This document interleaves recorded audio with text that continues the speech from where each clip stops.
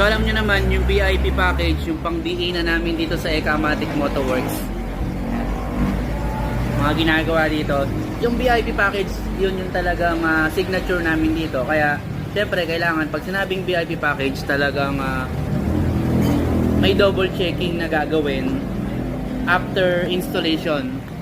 Syempre kailangan i-check ni Ekamatic kung approve yung ginawa nito. Ayan, no? Kasi ano eh, Ano boss? kasi yan yung VIP package, syempre may OEM left and right, tapos ilaw, busina, kompleto na yan, passing, hazard. Ngayon check natin yung position, wirings, diba?